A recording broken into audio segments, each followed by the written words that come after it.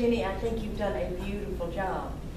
And everybody that has not been there, just to sit down with a good friend or somebody coming to town. Kentucky Monthly came to town. I took him to Big City Coffee. And we had a nice little interview, a nice place to visit. Girlfriends meet there to chat.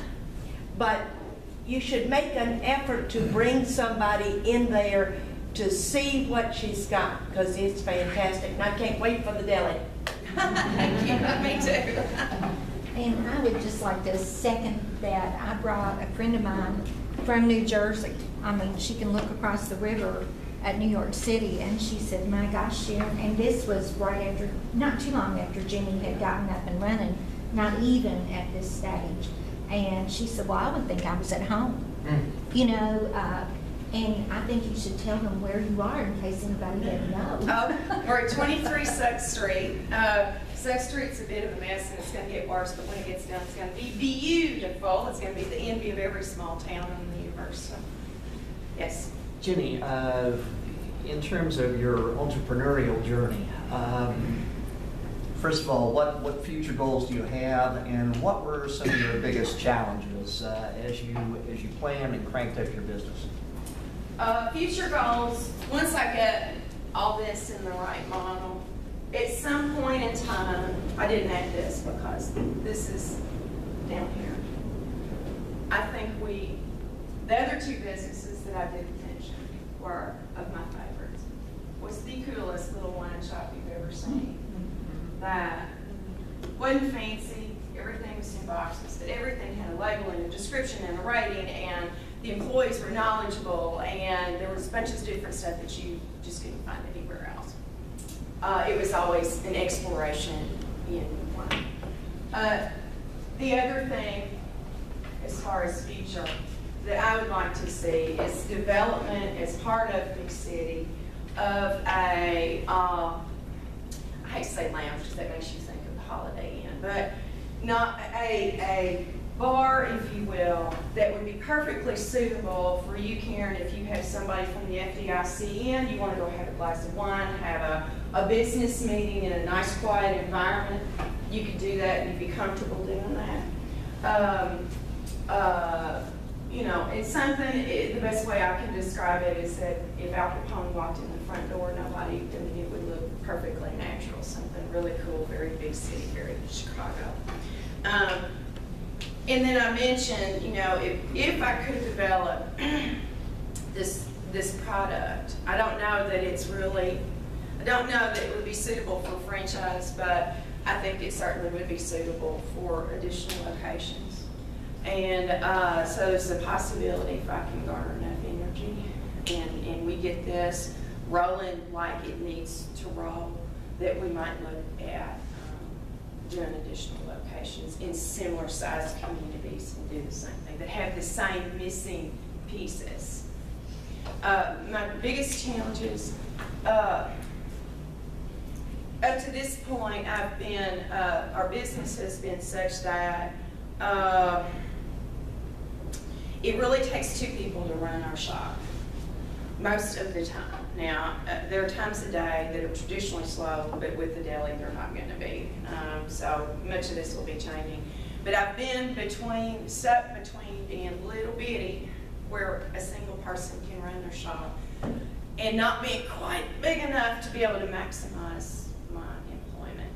So I'm hoping, and I feel confident with the deli and what we're doing and bringing on site.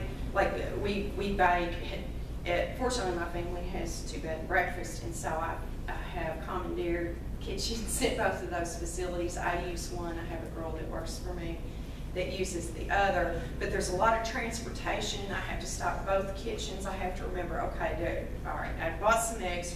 Where did these go? You know, and so that's been a major challenge that we will remediate once we get our kitchen built, and it should make my life easier. The second challenge, now we've only been in business for 9 months, and I'm very pleased with our progress in 9 months and what we've been able to do and our cash situation, whatever. But It's, and I guess this is something every entrepreneur that has this vision, I've had this dream in my head for like 15 years, and it's mine, and I own it, and I'm having a hard time letting go of it and let somebody else have their way with my vision and my dream. So it's as much my problem as it is someone else's, as far as I really need to get myself in a situation where I find someone that is willing to take this kind of global ownership vision and is meticulous enough to do that, because I think this is a very meticulous business. It's got to be right. But also I've got to be willing to allow them to do that and not critique how the cups are stacked. But I would like to share a couple things that I have done right, and that I'm really glad that I did.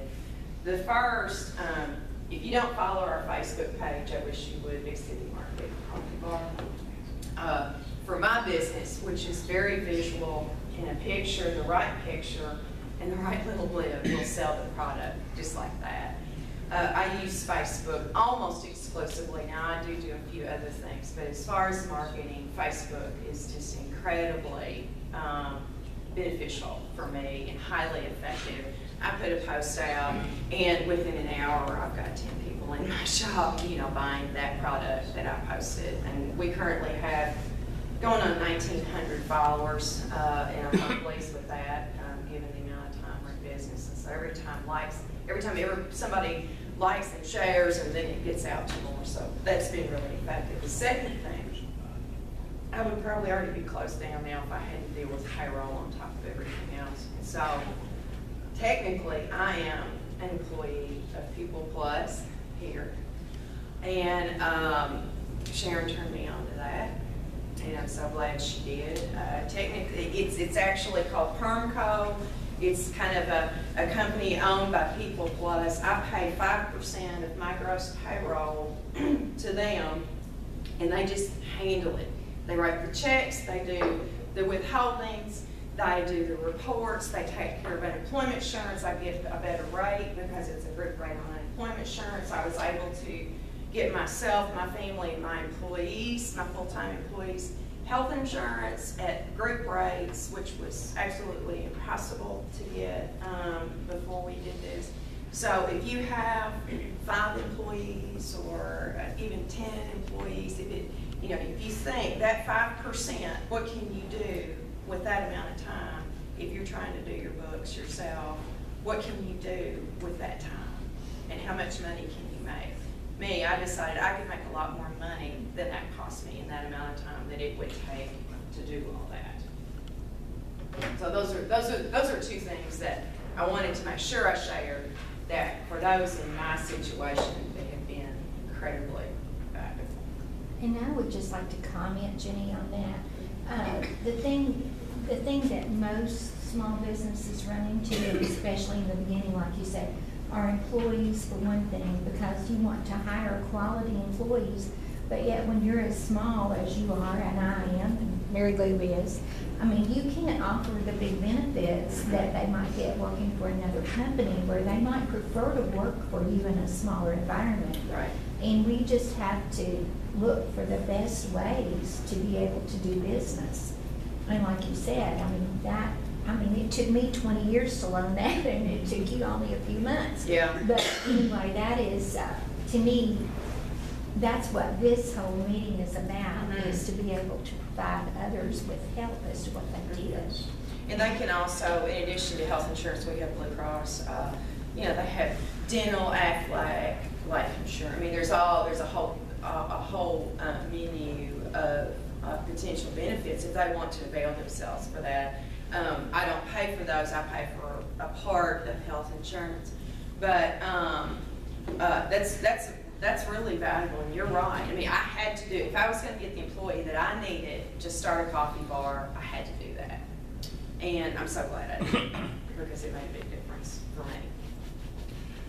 Jenny, if a person wanted to produce an item for your shop, is this what you're interested in talking to them about, an item that might fit your model, retail, either or food products per se? Food products are, I have a lot of people that would love to produce food products, but they're going to have to be, they're going to have a commercial kitchen and be approved by the health department and all that stuff. Our kitchens are approved by the health department, and so, and then our vendors, any vendors we have for the things that we don't do in-house, which is very few, they're coming from commercial producers in Louisville, really, is where we're getting anything else. One thing that I'm doing, what I'm starting to do is choke up on space, and so I'm moving out. One of the mistakes I've made, I think, to a certain extent, has been on the retail side of it. I need to stay more true to my background and my passion, which is food and that type of thing.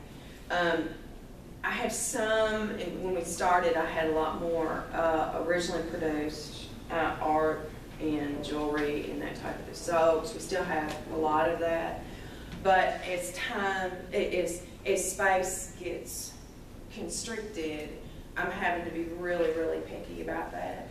And I think going forward, at least as long as I have just the amount of space I have, I'm going to focus on anything kind of related to culinary food. We have handmade rolling pins and cheese boards and things that would provide a synergy with some other products that I have. And then during the Christmas season from October to December, then I think that I'll rank up more on the pure retail side of it. But we, like the paintings, for example, that doesn't take any space, and it's great for my environment, and it's just kind of extra for me if I sell one, and we have sold several of them. So we will continue to do that. As long as it doesn't take up too much space, we'll continue to have some of that. Have you guys doing anything which I would call intimate catering? I have a dinner party for 6 people, and I come to your place and I pick up all the pieces I need, or even certain plates, and I'll take it back to my place and have the dinner party and bring it back. Is that something you're thinking about doing? Well, that's kind of part of this. Okay. Yeah, and my goal is to get refrigerated and freezer merchandising cases where I can have a lot of this stuff and turn a lot of our produced food items into an impulse purchase. That's where I've got to get. We've done gourmet cheese spreads. They've been pretty successful, but they've been where you can't grab it. But yeah, I think that, one of our goals, for example, is we want to have like a day where we do bacon wrap pork tenderloins, and we'll have that ready, and we'll have great sides, and you come and you buy your tenderloin, and we'll have, but we certainly can make pre-arrangements for that type of thing, and we do that for cupcakes and breakfasts and things like that today. I wish you'd do that part of it. Okay. I pick part of it.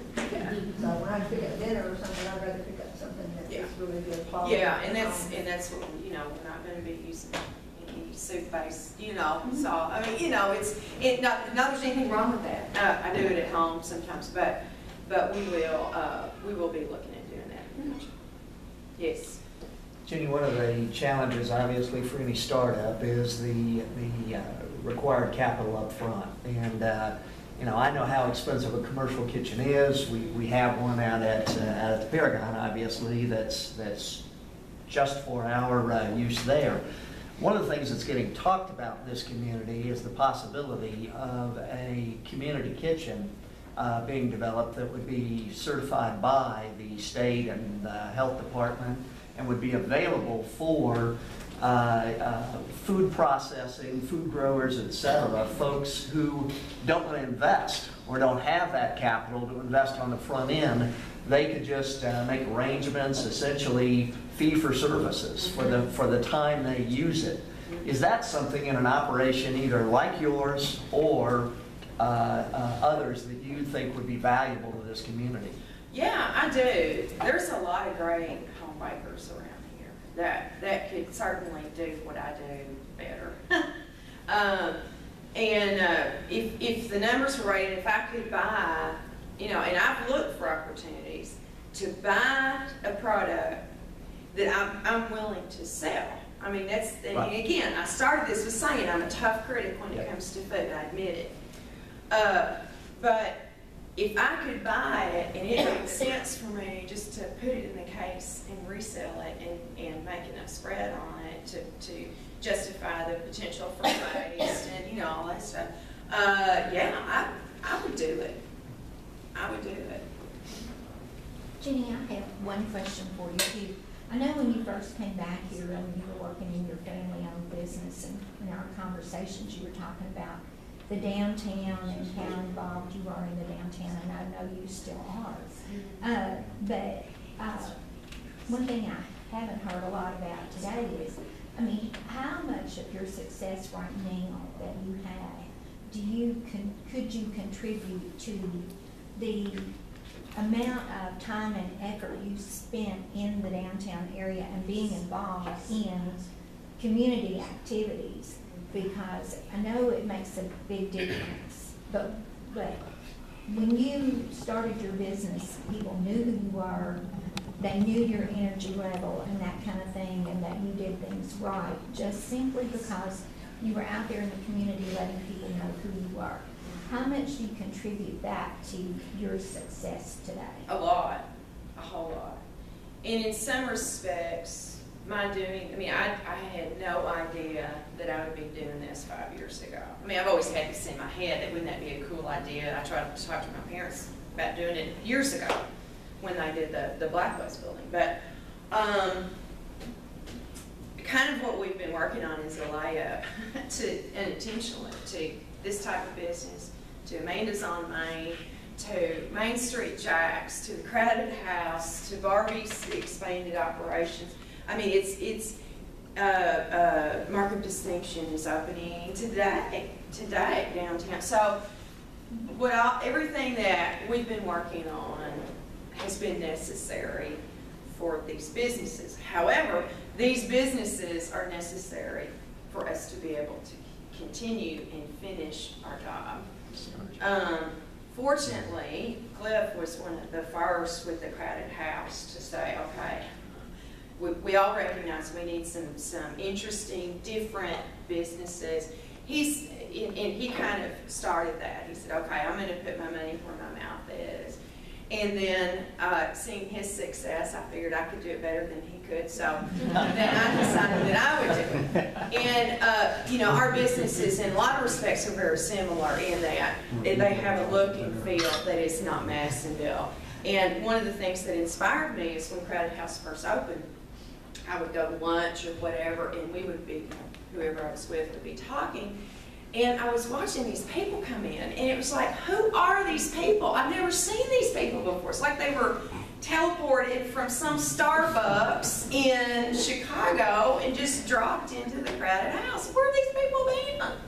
So anyway, they need good coffee too, those people. So that's kind of what inspired. And I credit Cliff and his willingness to step out and be the first one to really do that for us doing it in part for our success.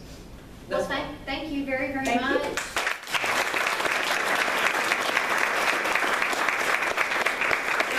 On your way out, please stop and get, it's not all that big city. We have some hillbilly biscuits outside and that I brought, so please stop and try one on the way out. We have them every morning. Of course, we'd like to thank our host, Kevin Cotton, Brothers Barbecue. Yes.